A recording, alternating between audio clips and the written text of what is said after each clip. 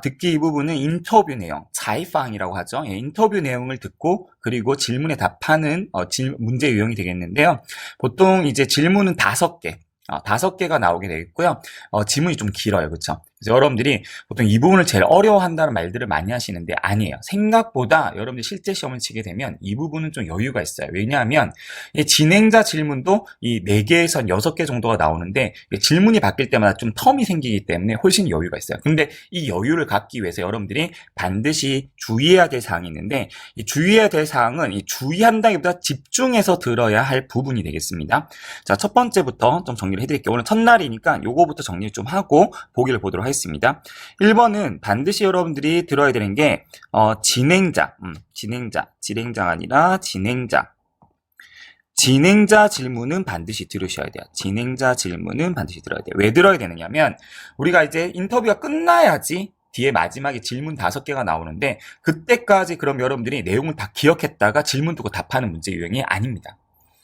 보통 이 진행자의 질문이 실제 문제로 이어지는 확률이 70%가 넘어요. 그럼 5문제 중에서 적어도 3문제 이상은 이 진행자 질문하고 똑같이 나온다는 소리거든요. 그래서 진행자 질문만 들어도 내가 보기를 보고 있다면 답을 할 수 있다. 그래서 진행자 질문이 가장 중요한 첫 번째로 들어야 될 내용이 되겠습니다. 두 번째, 자, 인물 정보.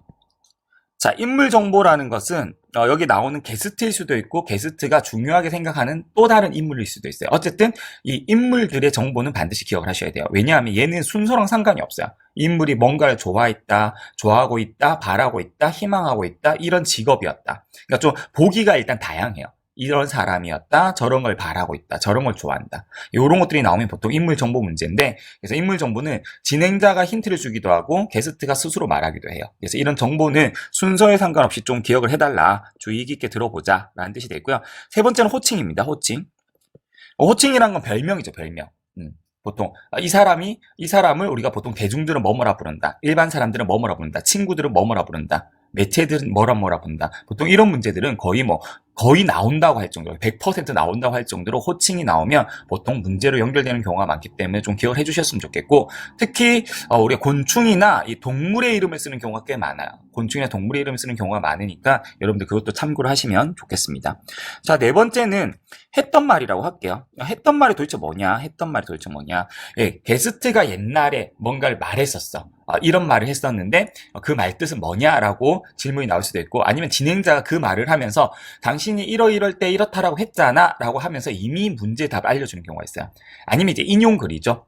인용글이라는 것은 당신이 이런 데서 이런 글을 썼는데 나는 이거에 대해서 좀 알고 싶다, 이렇게 진행자가 진행하는 경우가 많기 때문에 니 슈어, 팅 슈어 이런 말이 나오면 여러분들이 반드시 집중해서 들어야 되겠습니다. 그래서 집중해서 들어야 4가지, 주의해서 들어야 4가지. 1번 진행자의 질문, 2번 인물 정보, 3번 호칭, 4번 했던 말. 이렇게 여러분들이 꼭 들어야 될, 이 부분에서 주의해야 될 사항을 알고 이제 보기를 먼저 보도록 합시다. 자, 오늘은 운동선수에 관한 내용이에요. 그렇죠? 운동선수인데 우리가 운동선수임을 알 수는 없잖아요. 먼저 알 수는 없어요. 그거는 보기라든지 여러분들이 좀 문장을 들으면서 알아야 되는데 한번 봅시다. 정말 운동선수에 관한 인터뷰가 맞는지. 1번 A. 可为自己争得荣誉. 자, 자신을 위해서 영예를 쟁취할 수 있다. 커를 썼어요. 커의 줄임말이죠. B. 能强身健体. 자, 원래 지엔이 이제 한 단어고 션티가 한 단어죠. 예, 근데 이렇게 썼네요. 예, 충분히 쓸 수 있습니다. 强身健体, 예, 몸을 건강하게 할 수 있다. 또 넣을 썼네요. 受家人熏陶.熏陶 6급에서는 중요한 단어입니다. 영향이에요. 영향이다. 그냥 영향이 아니라 무슨 영향? 좋은 영향. 이런 걸 이제 빠위츠라고 하는데 좋은 의미만 가지고 있죠. 그렇죠? 그래서 가족의 좋은 영향을 받을 수 있어서.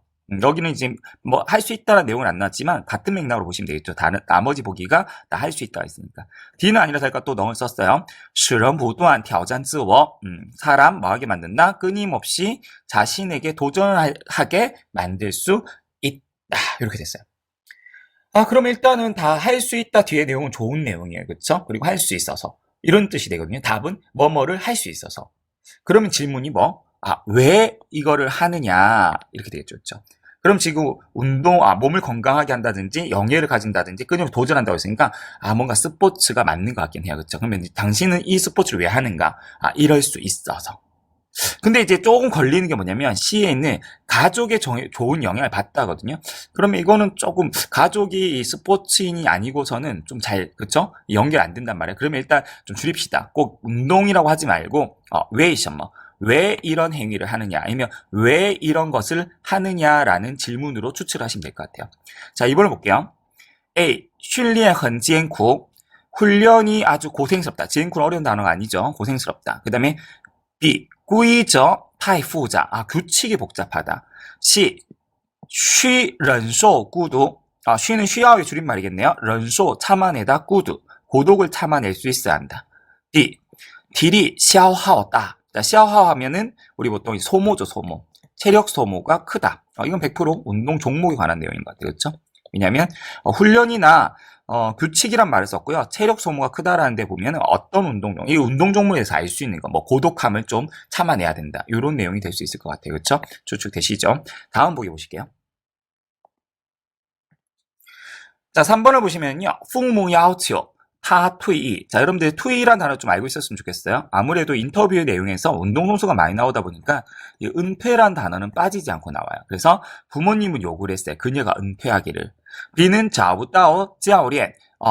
找不到好教练. 좋은 코치를. 역시 마찬가지죠. 운동선수와 관련된 내용이 나오다 보면 教练, 코치는 잘 나와요. 그래서 좋은 코치를 찾지 못했다. C. 技术落后. 기술이 낙후되었다. 기술이 낙후됐다. 뒤처졌다. 여기서 기술이라는 것은 뭐 운동 종목에 대한 기술이라고 보시면 되겠습니다.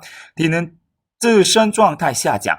자, 下降은 이제 뭔가 자신의 상태가 지금 몸 상태가 떨어지다. 뭔가 하락세를 얘기하는 것 같아요.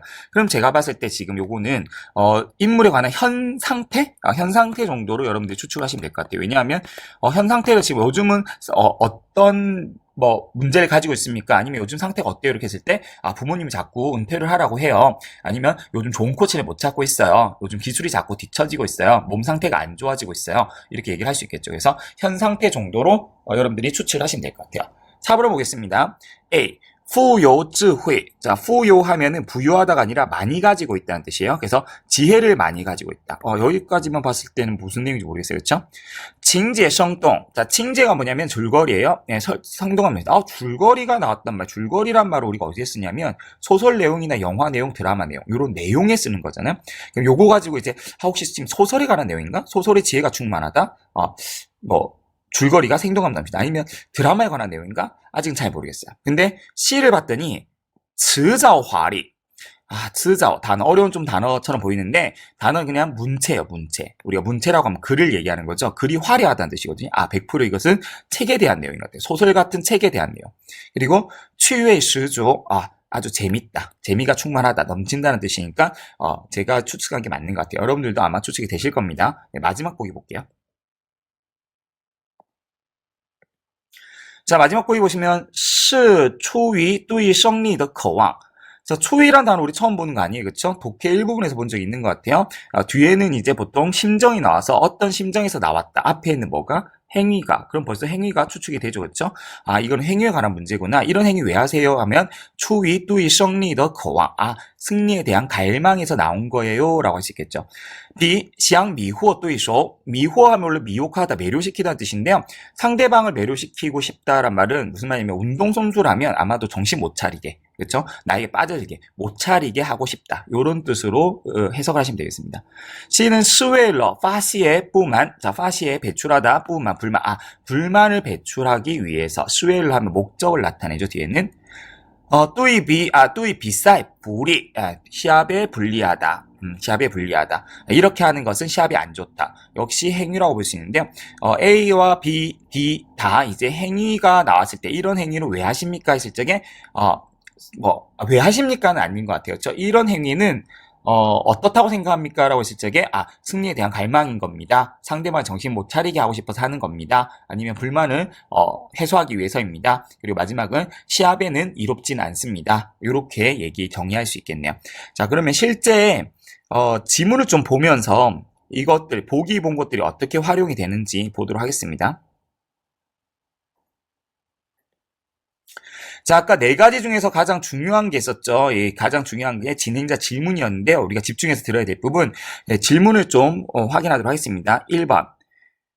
你为什么会对网球有着如此大的热情? 아, 언급을 했네요. 종목을 对网球, 테니스죠. 당신은 왜 테니스에 이렇게나 큰 열정이 있을 수 있었나요? 라고 질문했습니다. 그러면 아까 보기 기억나세요? 보기에 뭐가 있었냐면, 자신에게 영예를 가져다 줄 수 있어서, 몸을 건강하게 할 수 있어서 가족의 영향을 받았다. 그리고 끊임없이 자신에게 도전하게 만들 수 있어. 이런 내용이 나왔거든요. 아니라 할까 여자가 뭐라고 얘기하냐면 网球是一个可以让你不断挑战自己的项目让你不断挑战自己 끝났네. 그쵸?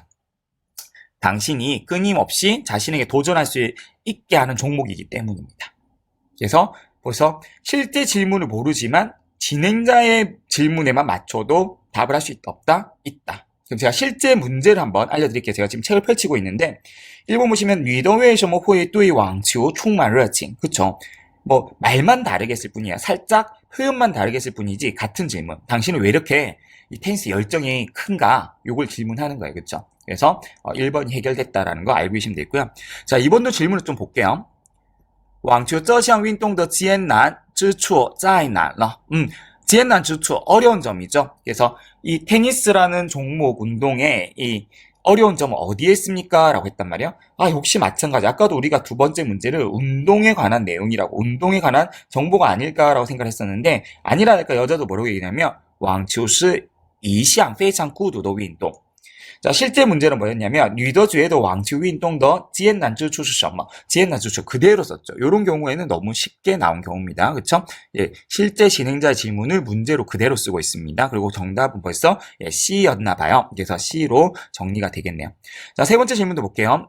你眼下面临的挑战是什么? 眼下는 지금을 얘기합니다. 面临 맞닥뜨리다. 당신이 맞닥뜨리고 있는 지금 도전은 무엇입니까? 라고 질문했어요. 우리가 아까 세 번째 보기에 뭐가 있었냐면 첫 번째 부모님이 은퇴를 빨리 하라고 요구하고 있다. 그 다음에 좋은 코치를 찾지 못했다. 그 다음에 기술이 낙후되고 있다. 마지막은 신체 상황이 지금 뭐하고 있다? 하락세를 타고 있다. 아까 우리가 현 상태를 추측했었단 말이에요. 현 상태. 지금 맞닥뜨리고 있는 도전이라는 것은 문제점. 그렇죠? 내가 극복해야 될 문제점을 얘기하는 거거든요. 비슷한 내용이야. 실제 답도 한번 확인해 봅시다. 자, 여자가 대답을 뭐라고 했냐면 自身状态在下滑. 자, 요거 핵심이 뭐냐면 시야화를 알아듣느냐요. 시야화는 화가 미끄러지다잖아. 우리가 보통 화쉐. 우리가 이제 스키 타다 할 때 많이 쓰는 표현인데 시야화는 아래로 미끄러지는 거니까 하락세를 타는 거야. 지금 자신의 몸 상태가 뭐한다? 하락세를 타고 있다. 그래서 아까 나온 부분에 뭐가 되겠습니까? 정답은 D가 되겠죠. 그렇죠? D에 있는 내용이 自身状态下降. 그래서 시야장과 시야화가 같은 뜻이라는 거. 특히 6급 같은 경우는 이렇게 비슷한 표현을 쓰는 경우가 되게 많다고 했었습니다. 그래서 여러분들이 나올 때마다 좀 정리를 하시면 좋을 것 같아요. 자, 네 번째 질문입니다. 那你最喜欢的书是什么? 당신이 가장 좋아하는 책 기억나시죠? 아까 우리가 책이라고 힌트를 얻었던 이유가 칭지에란 단어와 츠자오란 단어에서 힌트를 얻었어요. 그렇죠? 문체와 줄거리.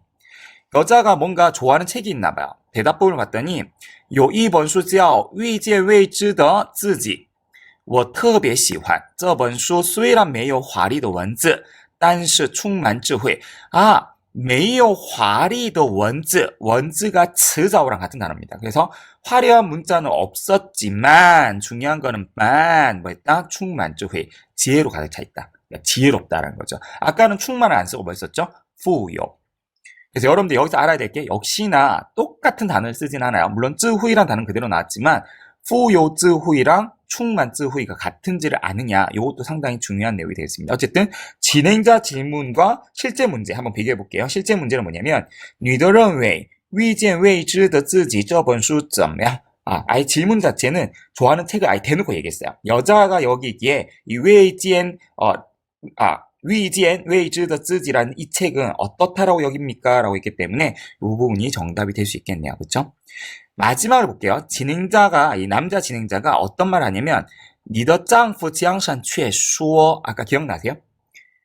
이 부분 듣기 위해서 반드시 주의해서 들어야 될 내용 마지막 했던 말 꼭 게스트가 하지 않아도 누군가가 했던 말을 인용하는 경우가 되게 많다고 했었죠. 이 사람, 이분이 여자잖아요, 지금. 게스트가. 이 게스트의 남편인 지앙šan이 오히려 말했다. 뭐라고 말했냐면, 你情绪波动是因为对胜利的渴望，这是一件好事. 자, 是因为 뒤에 원인입니다. 그리고 情绪波动이라는 단어가 직역을 하면 그냥 정서 파동인데요. 파동이라는 단어는 물리 뜻으로는 파동이지만 우리가 보통 감정 상태를 얘기하면 기복을 얘기하는 거야. 뭔가 왔다 갔다 하는 거. 오르락 내리락 거리는 것을 뽀동이라고 해요. 그래서 당신의 감정 기복은 무엇 때문이다? 승리에 대한 갈망 때문인데 이것은 좋은 일이라고 말했다라고 했습니다. 마지막 실제 질문이 뭐냐면 你的丈夫怎么看待他在赛场上的情绪波动? 여자의 남편은 그녀의 경기장에서의 감정 기복을 어떻게 보는가라고 물었단 말이죠. 그럼 이미 대답은 나왔어요. 뭐? 승리에 대한 갈망. 아까 실제로 보기에도 뭐가 있었다? 승리에 대한 갈망에서 나왔다가 추위라는 단어를 설명하면서 제가 얘기를 했었죠. 그렇죠? 자, 그래서 오늘 봐야 될 거는 오늘은 거의 100%네요. 그렇죠?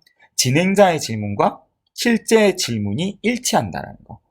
그리고 제가 말씀드렸다시피 진행자의 질문만 잘 들어도 보기를 대답할 수 있는 것들이 많았어요. 그렇죠? 그래서 여러분들이 오늘은 첫 시간이니까 사실 운동선수에 관한 인터뷰다. 이래서 질문들, 유사한 이 운동선수에게 잘하는 질문들도 제가 정리를 해놨지만 그것도 중요하지만 가장 기본적인 인터뷰를 들으면서 가장 기본적인 4가지 절대 잊지 마시고요. 특히 진행자 질문, 오늘 진행자 질문에 맞춰서 보기를 보는 방법 한번 살펴봤습니다.